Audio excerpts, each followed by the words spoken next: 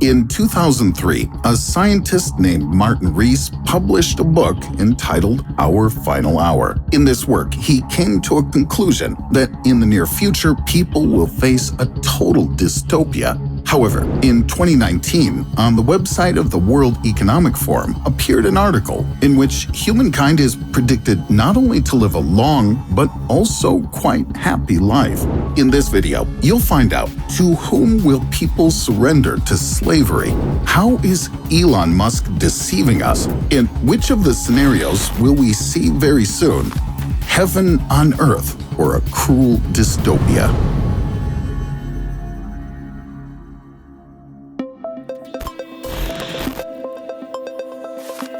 One of the main problems of our time is climate change. Every day, we hear about ozone holes, the greenhouse effect, and polluted oceans. But will it be possible to fix it all in the near future? A researcher named Ida Auken from Denmark believes that by 2030, carbon dioxide emissions will be significantly lower, and large enterprises will be able to develop a single plan to reduce emissions and dispose of waste. But what if that doesn't happen? Unfortunately, in this case, people just won't be able to go out. Christiana Figueres and Tom Rivett-Carnac, in their book The Future We Choose, write that quite soon the air will be so polluted that it won't be possible to exist without special breathing apparatuses. Moreover, experts predict a complete shift of climatic zones. By 2026, many fertile regions may become unsuitable for agriculture. People will probably try to develop new lands, but what will humanity do when even the most remote areas become entirely depleted? Even though many organizations, such as, for example, C40 Cities and Climate Alliance, are now trying to rectify the situation, the statistics remain merciless. Every year, the world is getting warmer by about 0.18 of a degree Celsius. Will we have time to stop this process? Perhaps the latest technologies will either help us or just make our lives more difficult. And Oxford University professor Mark Graham is confident that the future lies with the gig economy. Society will almost entirely abandon full-time employees and fixed working places, and instead companies will increasingly attract independent contractors. New technologies will help to achieve hyper-transparency and internet community security. But there's always the flip side of the coin. Do you remember Orwell's Big Brother? What if everything that's written in the famous dystopian novel comes true? If the latest technologies fall into the wrong hands, every smartphone, every wireless earphone, and even every electronic cigarette could turn into merciless surveillance machines. Humanity would forget about such concepts as confidentiality and freedom of speech forever. Michael Horowitz, an associate at the University of Pennsylvania, believes that even the most influential people won't be able to avoid such a fate in a few years. Even those who'll manage to get rid of the omnipresent gadgets won't be able to access the truth, as it won't exist in accessible form. Right now, Facebook receives accusations of personal information leaks multiple times a year. Miklos Zoltan, a founder of one of the largest data privacy companies, reports that during the latest scandal, Facebook leaked personal data of more than 1.5 million users.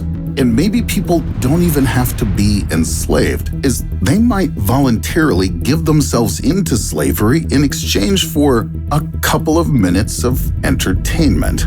How long have you been a slave? I'm not a slave. I'm a volunteer. But if everything's so bad on Earth, wouldn't it be easier for humanity to simply change the scenery? Will space colonization help us?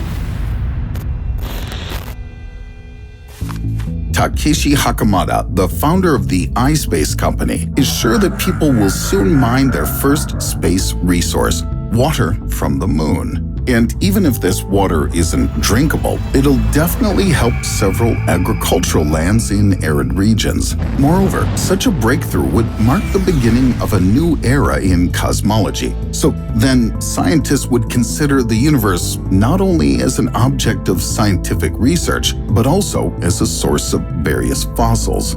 Again, believers in dystopia have their own opinion on this matter. Yes, maybe we'll manage to get various resources from space, but will they be distributed among Earthlings evenly?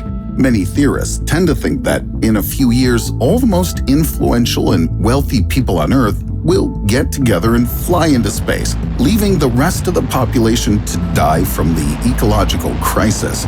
Of course, here it's impossible not to mention another entrepreneur who's raving about space colonization.